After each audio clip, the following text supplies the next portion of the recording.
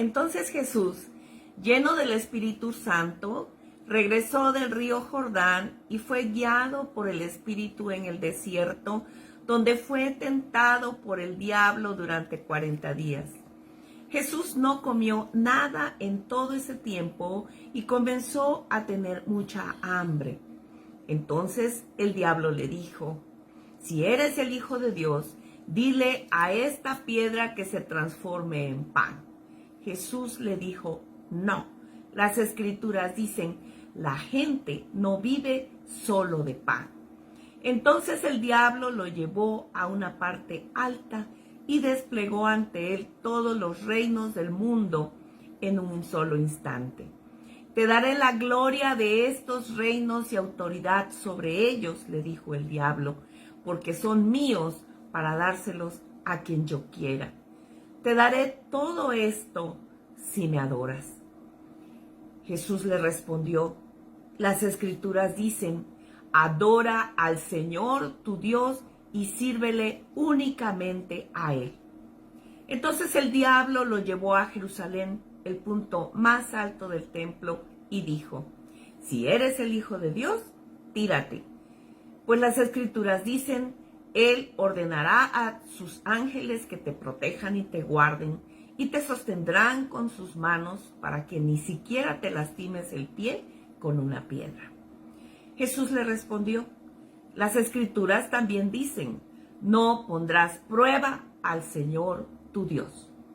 Cuando el diablo terminó de tentar a Jesús, lo dejó hasta la siguiente oportunidad. Entonces Jesús regresó a Galilea, lleno del poder del Espíritu Santo. Las noticias acerca de él corrieron rápidamente por toda la región. Lucas 4, del 1 al 14. Que habite en ustedes la palabra de Cristo con toda su riqueza. Instrúyanse y aconséjense unos a otros con toda sabiduría. Canten salmos, himnos y canciones espirituales a Dios con gratitud de corazón. Y todo lo que hagan, de palabra o de obra, háganlo en el nombre del Señor Jesús, dando gracias a Dios el Padre por medio de Él. Colosenses 3, 16 al 17 en la NBI.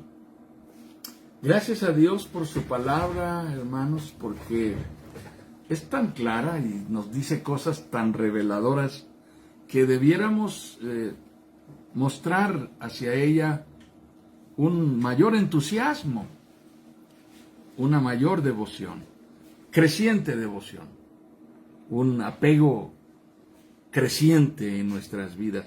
Observen ustedes la manera en que nuestro Señor Jesucristo define su sistema de protección ante la tentación de Satanás, basado únicamente en la palabra. Les voy a decir cuáles fueron las palabras que no usó nunca Jesús. Nunca dijo decreto, nunca dijo reprendo, nunca regañó, ni gritó, ni se exaltó. Se mantuvo sereno. Él estaba en ayuno, había estado orando por 40 días y al cabo de ese tiempo sus capacidades humanas estaban menguadas, debilitadas, y parecía la oportunidad, la ocasión idónea, ideal para hacerlo caer. Pero nuestro Señor Jesucristo enfrentó a Satanás con la palabra de Dios. Hemos estado hablando de nuestro tema de estudio, cómo estudiar la Biblia. Y hemos compartido no solamente algunos aspectos de carácter técnico en las últimas sesiones, sino hemos también compartido un poco acerca de nuestra teología, acerca de la doctrina de la palabra, como la fuente inerrante, quiere decir sin error, infalible, quiere decir sin falsedad, inspirada, quiere decir que Dios puso su palabra en aquellos a los cuales Él eligió como instrumentos de la revelación. Revelada, que quiere decir que es dada por Dios directamente. Así que cuando hemos tenido oportunidad de hablar de todo esto, ahora nos hemos ocupado de 4 diferentes maneras de transformar nuestro estudio de la palabra. Ya hemos visto 2 de ellas, 2 maneras de transformar nuestro estudio de la palabra. El primero de estas formas, la primera de estas formas fue: no te conformes con leer solamente. Pasa de leer a escudriñar. Da un paso más adelante. No te conformes con leer. Pasa de solo y simplemente leer a escudriñar la palabra, profundizar en la palabra. Y la segunda manera de transformar nuestro aprovechamiento del estudio de la Biblia es: enfócate en la formación más que en la información. Deja que la palabra de Dios vaya permeando tu vida hasta lograr una transformación total. La palabra de Dios es poderosa, es viva y eficaz, es más cortante que una espada de 2 filos, está escrito en la palabra. Tiene poder para transformar nuestras vidas. Hoy veremos una tercera manera más acerca de cómo lograr una transformación en nuestro estudio de la palabra de Dios, en nuestro estudio bíblico. Y esta tercera manera es dar un paso más adelante del estudio individual al estudio común, grupal.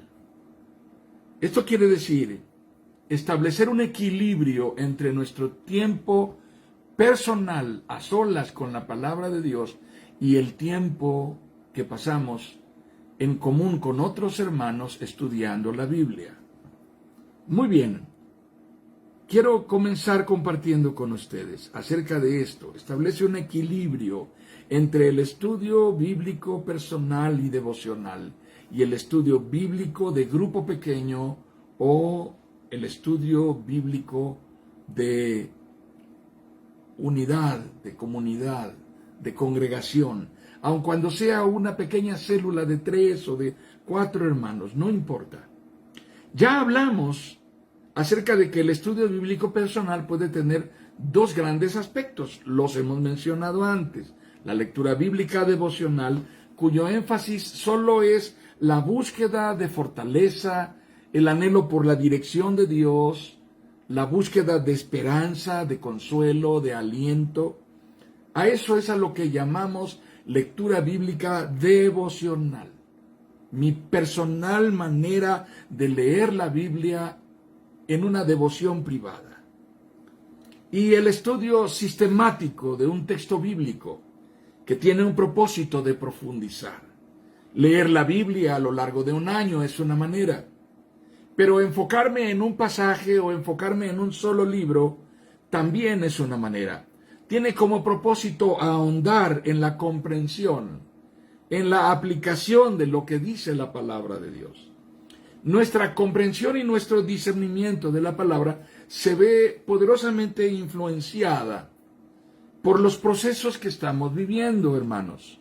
Los procesos por los que atravesamos en la vida, en la cotidianidad, influyen como colocando delante de nuestros ojos unos anteojos que nos hacen mirar de una manera particular lo que estamos leyendo. Porque la circunstancia nos da un ángulo de visibilidad que quizá no podríamos apreciar. Voy a poner un ejemplo simple. Tal vez ustedes han ido alguna ocasión en un automóvil que alguien más está conduciendo y les toca ir al lado del conductor, o incluso, en el peor de los casos, respecto de lo que estoy tratando de ilustrar, les toca ir en el asiento de atrás totalmente contrario al conductor, es decir, en línea totalmente diagonal. Así que el conductor está aquí y ustedes están allá, en aquella esquina. Cuando el conductor hace ciertos movimientos, quien está sentado allí en ese ángulo piensa que va a suceder algo. porque ese ángulo desde el cual está viendo es un ángulo diferente que no le permite apreciar la cercanía de los objetos que pasan al lado del automóvil. Pero el conductor tiene la capacidad de visualizar desde otro ángulo completamente diferente. Esa es la razón por la cual hay ciertas instrucciones para los conductores, por ejemplo, de motocicletas. Hoy estaba yo observando, después de un terrible accidente este domingo pasado, en donde murieron 7 personas en la autopista México-Cuernavaca, debido a un choque múltiple, una colisión en donde los motociclistas que venían a una alta velocidad, altísima velocidad, se fueron impactando sin tener tiempo suficiente de frenar, porque después de una curva habían vehículos que estaban varados, estacionados. Así que hay ciertas ilustraciones que han estado publicando para que quienes están conduciendo una motocicleta sepan que el conductor de un vehículo pesado, de carga, un tráiler, no tiene visibilidad en muchos de los ángulos en los cuales ellos se desplazan. Por ejemplo, uno de los ángulos en los que no tiene ninguna visibilidad el conductor de un tráiler de carga muy pesada es exactamente delante de su defensa. Y no tiene visibilidad a los flancos derecho e izquierdo cuando los vehículos vienen totalmente pegados en una cercanía limitada con ellos. Hermanos, las circunstancias que estamos viviendo, los procesos que estamos enfrentando en la vida, nos aportan anteojos, ángulos desde los cuales leeremos la palabra de Dios desde otra realidad, diferente.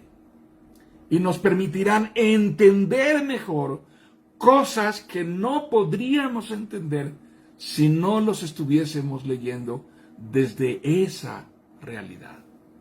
Esa es la razón por la cual es importante la lectura devocional de la Biblia en un entorno privado y personal. No solamente allí, porque esto implica que un pasaje bíblico que hemos leído muchas veces a lo largo de los años, de pronto adquiere un significativo peso y nos impacta directamente con una verdad que no habíamos advertido hasta que este momento llegó. Y se debe a las circunstancias que estamos viviendo, que nos permiten apreciar otra dimensión de lo que está escrito en la palabra. Apreciarlo desde el ángulo de la experiencia, de la prueba, de la adversidad. Esto tiene un gran valor en nuestro estudio de la Biblia. Por eso lo peor que podemos hacer cuando estamos siendo probados, hermanos, es guardar nuestra Biblia y olvidarnos de ella. Por el contrario, es cuando más apegados debemos estar a la palabra de Dios. Pero el estudio bíblico individual y la lectura devocional de la Biblia no lo es todo. Por supuesto que es una enorme aportación y es el soporte de todo lo demás. Pero no lo es todo. Es nuestra formación esencial. Pero definitivamente en nuestra formación cristiana y en nuestro camino hacia la madurez espiritual necesitamos del aprendizaje que recibimos proveniente de otros que leen y que escudriñan la palabra, como lo hacemos nosotros, y que lo hacen al lado de nosotros y simultáneamente con nosotros. Por supuesto que el primer entorno idóneo para nuestra formación bíblica, en un grupo pequeño de lectura común de la palabra de Dios, es el hogar, es la familia. Ahí es en donde aprendemos a no solo leer la palabra de Dios, sino a apreciar sus enseñanzas y a aplicarlas correctamente a nuestra vida. De tal manera que lo que estamos leyendo en la palabra tiene un sentido formativo para nosotros a partir del primer grupo en donde leemos la Biblia que puede influir en nuestro crecimiento y que es nuestra propia familia. Familias que leen la palabra son familias que crecen juntas en su andar con Cristo. Familias que escudriñan la palabra en la intimidad del hogar son familias que juntos están formando su carácter cristiano. Están exponiéndose al mismo tiempo todos los miembros de la familia a ser confrontados por la palabra de Dios, a ser descubiertos en las cosas de las cuales hemos estado siendo evasivos, a ser guiados por la palabra de Dios, a reaccionar con honestidad y con integridad a lo que está escrito allí. Esta es la manera en la que nuestra primera experiencia de lectura bíblica grupal debiera ser el hogar, la familia. ¿No es acaso, hermanos, el hogar el entorno en donde somos enseñados a honrar a Dios, a reconocer que hay un Dios? ¿Recuerdan que leímos Deuteronomio capítulo 6?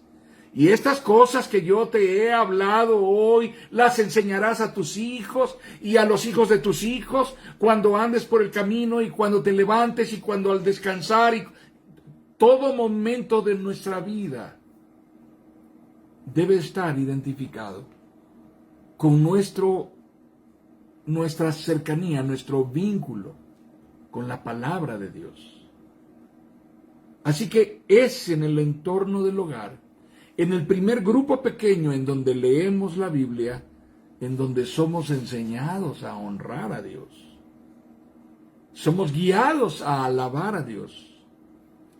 Somos introducidos a la acción de gracias, al reconocimiento de cuál es la procedencia de nuestras bendiciones, a la adoración. Todo esto pasa desde el entorno del hogar. Somos incluso enseñados a orar. Es en el entorno, es en la intimidad del hogar, en donde somos enseñados a invocar el nombre de Dios. Esto es así de tal manera que identifiquemos los momentos de la historia de la salvación al leer la palabra junto con otros que están cerca de nosotros, a identificar los procesos que vivió el pueblo de Dios, los procesos de la revelación, y a reconocerlos. No tenemos que esperar a llegar a la escuela dominical para saber quién fue David. No tenemos que llegar a la escuela dominical para saber quién fue Moisés. Es posible que los padres leen esas historias cuando sus niños apenas son bebés que van a la cama a dormir y los acuestan para descansar con esas historias. Y esto, hermanos, va nutriendo nuestro conocimiento de la palabra, nuestra familiaridad con la palabra. Desafortunadamente tenemos que reconocer dos realidades que son muy tristes y muy lamentables. Cada vez hay más la tendencia a delegar la asignatura de formar a los creyentes en su propio entorno de vida familiar y formalizar como la práctica correcta el que lo haga alguien más. Hemos renunciado como familias a educar en la fe a nuestros hijos y lo hemos dejado en manos de los profesionales de la religión, de los pastores, de los maestros de la iglesia, de los oficiales de la iglesia, que la iglesia se encargue. Y cuando vemos a nuestros hijos haciendo algo que es indebido, les reclamamos diciéndoles que eso es lo que te enseñan en la iglesia. Eso es un gran vacío, hermanos. Eso es un enorme hueco en la autoridad que los padres debemos ejercer a partir de la palabra de Dios. La responsabilidad de la custodia y la tutela de los padres implica también e incluye la formación espiritual, la formación en la fe, la formación en la palabra. Y la otra realidad que tenemos que reconocer y que es también muy lamentable, tiene que ver con la explosión que ha habido en el crecimiento y la multiplicación, una multiplicación y un crecimiento explosivo de congregaciones y de grupos cristianos a los cuales se les llama hoy, en materia de estudio sociológico, iglesias emergentes. Estas iglesias a las cuales los sociólogos llaman emergentes, que son parte de todo un fenómeno cultural y social, se han multiplicado, se han diversificado, se han pulverizado, son una auténtica explosión. Y en todas ellas, la mayoría de los creyentes, todos, son primera generación de cristianos. De manera que todos ellos, incluyendo al pastor, no tuvieron ni abuelos ni padres que tuvieran apego por la palabra. No tuvieron ni abuelos ni padres cristianos temerosos de Dios. Cuando nuestro Señor Jesucristo cumplió su ministerio, cuando Juan el Bautista inició como precursor del Mesías, anunciando el arrepentimiento para perdón de los pecados, a quienes les estaba hablando era a una nación que sabía de Dios y que estaban habituados a asistir a la cátedra en la sinagoga y a guardar el sábado. Pero nosotros hablamos a una nación y a una idiosincrasia, a la nación y a la población que está formada con una idiosincrasia sincretista. Esto es, una forma de creencia en la cual hay, como dicen las abuelas, de chile, de dulce y de manteca. Y la gente está acostumbrada a revolver todas las creencias, las que vienen de un trasfondo judeocristiano, sean protestantes, católicas, judías, etc. O las que proceden del paganismo, totalmente ajenas a Dios, incluso algunas de ellas procedentes de las religiones de los misterios orientales, creyendo en la reencarnación y en las deidades orientales de la India, de no sé, de donde ustedes gusten. Y practicando ese tipo de creencias y otras más, mezclando eso con un poco de esoterismo y un poco de ocultismo y un poco de... Y todo esto se convierte en una especie de fe nebulosa, ambigua, y está presente. Muchas congregaciones que podrían identificarse como típicamente cristianas, en realidad están bastante distanciadas de lo que significa ser cristiano. Están más identificadas con una forma de pluralidad religiosa en donde se ha ido dando un evangelio que se convirtió ya en una cultura, una subcultura. Y eso es lo que la gente ha aceptado. Ha aceptado la subcultura del evangelio, que se danza con música de reggaetón o con música de rock, que se canta con música de rap, que se celebra a brincos, a saltos, con desvanecimientos, con lenguas, con manifestaciones sobrenaturales, y que tienen que ver con todo esto que es más bien una especie de culto animista, en el cual lo que más está ausente y de lo que más se carece es de la palabra de Dios. No hay una sana predicación. No hay una sana y puntual, fiel proclamación del Evangelio de Jesucristo. Así que tenemos que ser cuidadosos porque estas dos realidades, hogares y familias que han derivado en delegar la responsabilidad de formar a las nuevas generaciones en la palabra, dejándola a los profesionales de la religión, el pastor, los maestros de la iglesia. o creyentes que proceden de una formación casi vacía, de fe, de criterio, de reconocimiento de la inspiración bíblica, de formación doctrinal sana, y apenas tienen nociones. Muchos de ellos ya ahora son pastores y están predicando en congregaciones. Yo no tengo nada en contra de las primeras generaciones de cristianos en una familia, bendito sea Dios, que las conversiones se incrementen y que las personas que vienen a Cristo se multipliquen.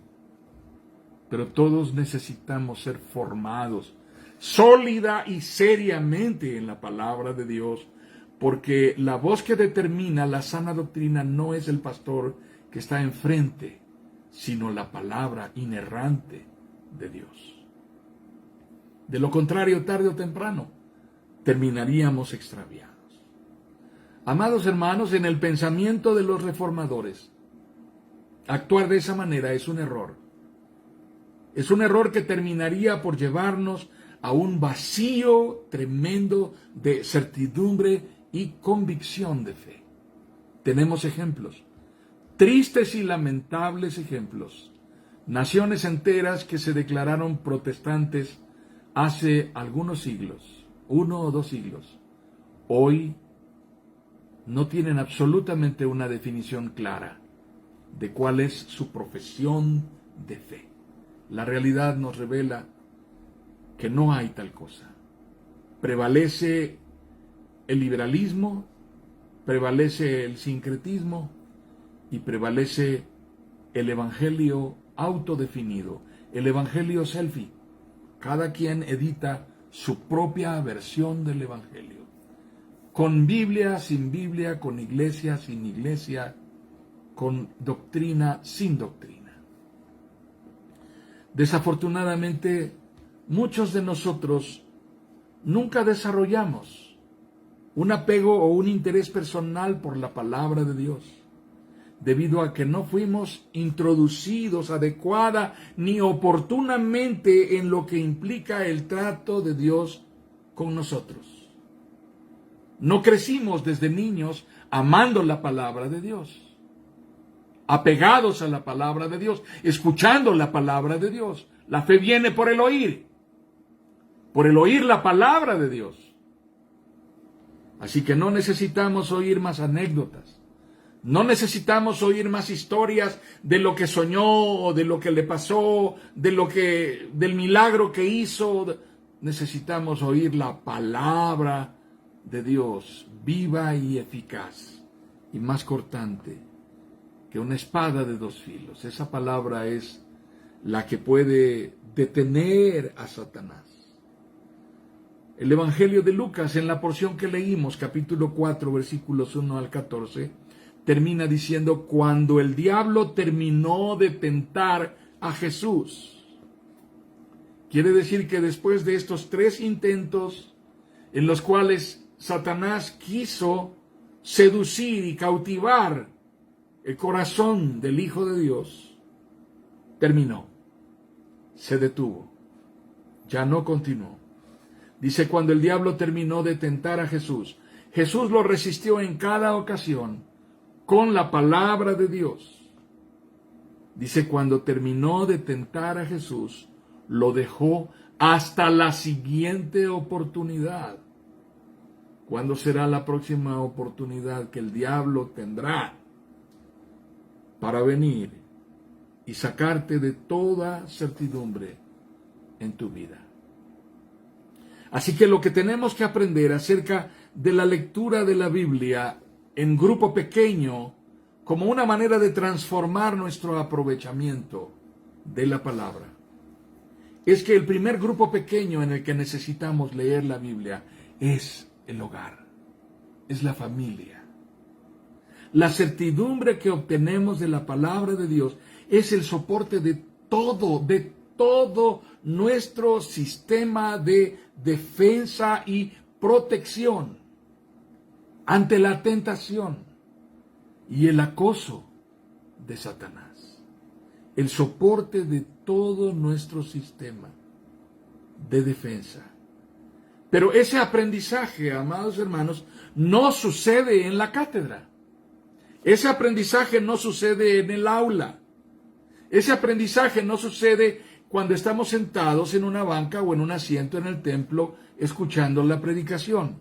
Ese aprendizaje no sucede en un salón de clases, en la congregación, sino en la intimidad dentro de casa, en donde hemos observado a lo largo de nuestro desarrollo y de nuestro crecimiento la manera en que Dios ha tratado con nuestros padres, cumpliendo sus promesas con fidelidad para librarlos a ellos y a nosotros de todo mal. Entonces se trata de un aprendizaje que rebasa lo teórico, un aprendizaje que se arraiga en lo vivencial, en el diario andar con Cristo, en el día a día de nuestras luchas y de nuestras batallas. Esa es la razón por la cual nuestro Señor Jesucristo vivió con sus discípulos por 3 años y medio para dejarlos ver, para dejarlos observar cómo se vive en la palabra, cómo se vive el Evangelio en medio de la cotidianidad de la vida, cómo encarnar la palabra de Dios en el paso a paso. Ahora bien, no es solo nuestra lectura bíblica en casa, no es solo nuestra lectura bíblica devocional y nuestro estudio devocional de la Biblia. Más allá de eso, más allá del entorno de la familia y de la intimidad del hogar, el estudio bíblico grupal en la congregación también tiene un gran valor, una gran importancia para nuestra madurez. Madurar en el estudio grupal de las Escrituras es una aportación de gran valor y utilidad a nuestro crecimiento espiritual. Ahora estamos refiriéndonos a que es necesario considerar que la lectura de la Biblia en el grupo pequeño se nutre de lo que cada uno de nosotros está viviendo y está experimentando a la luz de la lectura de la palabra. Eso que tú viste con los lentes, los anteojos que te han puesto frente a los ojos, la realidad actual que estás viviendo y que te permitió descubrir algo que habías leído 1000 veces en la Biblia, pero que ahora al leerlo hoy, en medio de una circunstancia determinada, cobró una nueva vigencia, un nuevo valor y aportó para ti una verdad muy importante, muy ilustrativa, muy reveladora. Y tú llegas a un grupo pequeño de estudio de la Biblia, en donde cuando llegue el momento vas a compartir qué fue lo que experimentaste al leer la palabra de Dios y cómo esto que leíste cambió tu criterio, tu manera de pensar. Y eso va a ser usado por Dios para bendecir a alguien que está a tu lado. De la misma manera en que lo que te tocará escuchar de otro creyente que está leyendo la Biblia, desde el mismo interés que tú estás leyendo la Biblia, pero en otra realidad diferente a la tuya, en otra circunstancia, compartirá lo que Dios le ha dado como una nueva iluminación a través de su palabra. No se trata de una profecía, ni se trata de que Dios le habló de nuevo, ni ahora escuchó una voz sobrenatural. Se trata de lo que está escrito en la palabra, que siempre ha estado escrito en la palabra, pero que ahora desde la circunstancia que estás viviendo cobra un valor de revelación e iluminación que transforma tus ideas y que guía tu vida a hacer ajustes radicales. La lectura y el estudio grupal de la Biblia se nutre de lo que hemos recibido en nuestra lectura y estudio privados, pero se comparte y edifica en la congregación. Trae común edificación.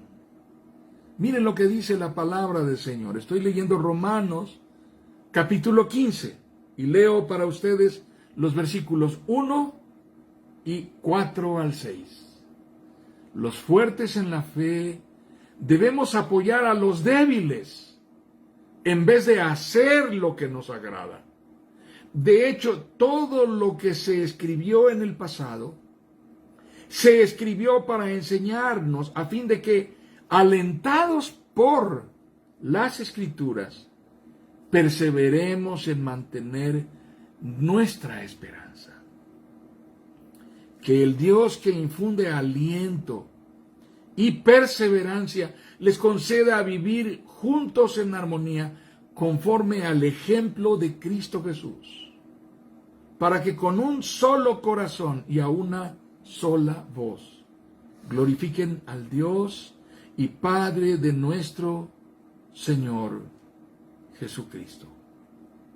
Romanos capítulo 15. Y el apóstol Pablo escribe a los tesalonicenses. Se cree que esta fue la primera epístola que el apóstol Pablo escribió. O por lo menos es la epístola de la que se tiene noción de mayor antigüedad. Leo primera a los tesalonicenses capítulo 5, versículos 12 al 18. Amados hermanos, honren a sus líderes en la obra del Señor. Ellos trabajan arduamente entre ustedes y les dan orientación espiritual. Ténganles mucho respeto y de todo corazón demuéstrenles amor por la obra que realizan y vivan en paz unos con otros. Aquí la atención que les pido. Hermanos, les rogamos que amonesten a los perezosos, alienten a los tímidos, cuiden con ternura a los débiles. Sean pacientes con todos. Asegúrense de que ninguno pague mal por mal. Más bien, siempre traten de hacer el bien entre ustedes y a todos los demás. Estén siempre alegres, nunca dejen de orar, sean agradecidos en toda circunstancia, pues esta es la voluntad de Dios para ustedes, los que pertenecen a Cristo Jesús. Hay un propósito en acudir a un estudio bíblico de grupo pequeño con personas que no son nuestra familia, que son hermanos de la congregación, a quienes conocemos y de quienes sabemos cuáles son sus debilidades, cuáles son sus deficiencias, cuáles son sus errores comunes, cuál es su carácter, como ellos nos conocen a nosotros. No somos extraños. Hemos participado de la vida congregacional a lo mejor por muchos años. Así que somos edificados aún a pesar de que nos conocemos tan bien, porque al leer la palabra de Dios, cada uno de nosotros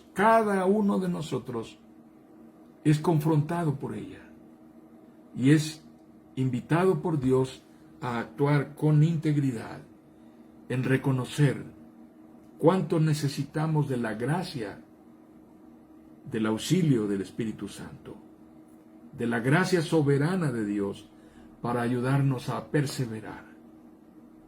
Leo nuevamente la porción de Colosenses que leyó Rebequita al inicio. Es Colosenses capítulo 3, versículos 16 y 17. Que habite en ustedes la palabra de Cristo con toda su riqueza. Instrúyanse y aconséjense unos a otros con toda sabiduría. Canten salmos, himnos y canciones espirituales a Dios con gratitud de corazón. Y todo lo que hagan, de palabra o de obra, háganlo en el nombre del Señor Jesús, dando gracias a Dios el Padre por medio de Él. Colosenses 3, 16 y 17. Cuán esencial, cuán importante es que la palabra de Dios ocupe un lugar significativo, relevante y de influencia en nuestras vidas, tal que pueda verdaderamente guiarnos a ajustes que nos lleven a buscar honrar a Dios en nuestras decisiones, honrar a Dios en nuestros patrones de comportamiento, honrar a Dios en nuestro lenguaje, honrar a Dios en nuestros pensamientos y criterios, honrar a Dios en nuestro entorno familiar, en la vida en que resolvemos nuestras situaciones complicadas. La palabra de Dios more en abundancia en nosotros.